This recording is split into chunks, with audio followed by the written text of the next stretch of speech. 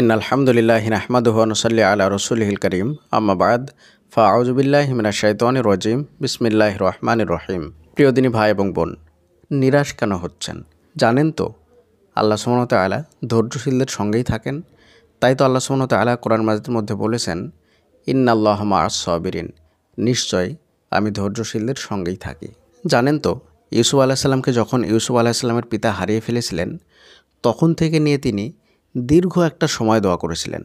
এমনকি দোয়া করতে করতে আর কাঁদতে কাঁদতে তিনি অন্ধ হয়ে গিয়েছিলেন।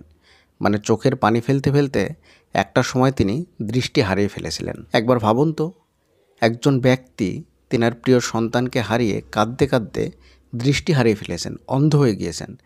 তাহলে তিনি কতটা ভালোবাসতেন তিনার সন্তানকে। এইভাবে তিনি দোয়া করতে করতে দীর্ঘ একটা যুগ পরে তারপরে তিনার দোয়াটা কবুল হয়। যখন তিনি সব কিছু হারিয়ে ফেলেছেন, তিনার কাছে আর কোনো কিছু অবশিষ্ট ছিল না।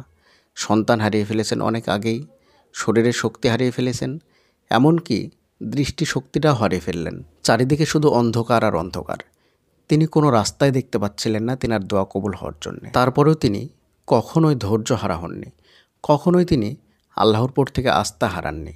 সব সময়, সর্বদাই, সব মুহূর্তেই তিনি আল্লাহ তাআলার উপরে আস্থা রেখেছিলেন, ভরসা রেখেছিলেন এবং তিনি ধৈর্য ধরে দোয়াটা চালিয়ে গিয়েছিলেন শেষ দিন পর্যন্ত।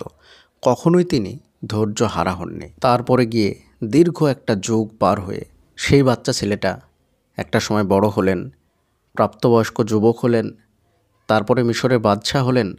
তারপরে গিয়ে তিনার দোয়াটা কবুল হচ্ছে। আপনি কি ভাবছেন যিনি দোয়া করছিলেন অর্থাৎ ইউসুফ আলাইহিস সালামের পিতা, তিনি একজন সাধারণ মানুষ ছিলেন আমার আপনার মতো? কখনোই নয়। তিনি একজন নবী ছিলেন। তারপরেও আল্লাহ সুবহানাহু ওয়া তাআলা তিনার কত ধৈর্যের পরীক্ষা নিয়েছেন। তারপরে গিয়ে একটা যুগ পার করে তিনার দোয়াটা কবুল করেছেন। এবং সবচাইতে খুশির বিষয় হচ্ছে, যখন তিনি দোয়াটা কবুল করেছেন তখন তিনি সব কিছু ফিরিয়ে দিয়েছেন এবং আগের চাইতে অনেক সুন্দর করে ফিরিয়ে দিয়েছেন। সন্তান ফেরত পেয়েছেন, যখন তিনার সন্তান একজন বাদশা।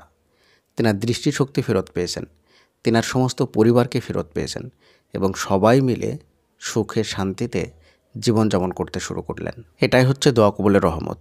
দোয়া থেকে নিয়ে শুরু করে দোয়া কবুল পর্যন্ত এই সম্পূর্ণ রাস্তাটা কষ্ট, দুঃখ, দুর্দশা। এখানে আপনাকে একটা কাজই করতে হবে, আর সেটা হলো ধৈর্য। আপনি একনিষ্ঠভাবে চোখ বুজে ধৈর্য ধারণ করুন। চাহে পরিস্থিতি যেমনই হোক না কেন, একটা সময় গিয়ে আল্লাহ সুবহানাহু ওয়া তাআলা আপনাকে সব কিছু ফেরত দেবেন এবং আগের চাইতে অনেক সুন্দর করে দেবেন। মা জুলেখা তিনার প্রেমে পাগল হয়ে তিনাকে পাওয়ার জন্য কতই না রাস্তা অবলম্বন করলেন, কতই না পন্থা অবলম্বন করলেন, কিন্তু কখনোই তিনি হারামে লিপ্ত হননি, হারামের মধ্যে যাননি।